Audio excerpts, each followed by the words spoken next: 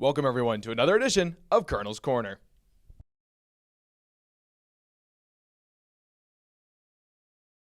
Joining us today is Wilkes University football head coach Jon Drach to discuss the team's Week 10 clash with Catholic and preview their regular season finale in Week 11 against Moravian University. Coach, thank you so much for joining us. Thank you. Now, let's look to last week, a close 40-35 loss against Catholic. What did you see from the offense's performance in that game that you liked? They were pretty effective throwing the football. When we had to make some plays down the field, we were able to make some plays down the field. I thought the guys up front did a great job of protecting against multiple looks. Got forced into some more throwing situations later in the game because it was a two-possession football game, and we played well in our tempo. You know what I mean? So I think those were some real positives to be able to take away from that and hopefully build on going into this week. And what did you take away from the defenses per play? Defensive side of the ball, I do think we need to be a little more effective in the red zone. I think we limited them on some of their big plays, but just weren't consistent enough on third down. You know what I mean? I think we put them in a couple of different long situations at times and just couldn't finish some of those drives. I think that on the inside linebacker spot, Talon Murray had another really good game running all over the field and making some tackles.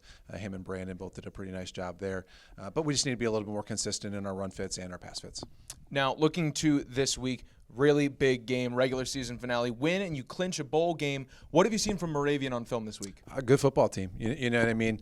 Jared Jenkins is ranked in the country nationally as far as passing yards and percentages and touchdowns and stuff go. He's been a really, really effective player. They have a lot of weapons at receiver.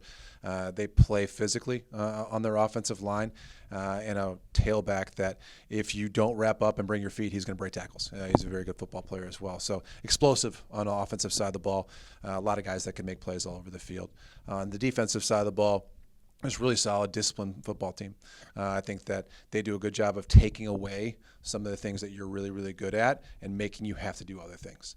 I think that from that standpoint, they really do a good job controlling people with their hands on their defensive line. And they have some linebackers and safeties and corners that can run pretty well. Young group, so they're in a really energetic group of guys.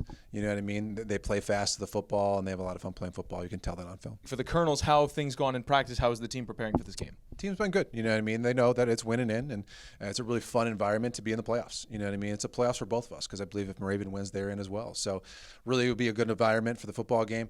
I think it's two teams that have been up and down, and it's going to be a really, really inviting game on Sunday.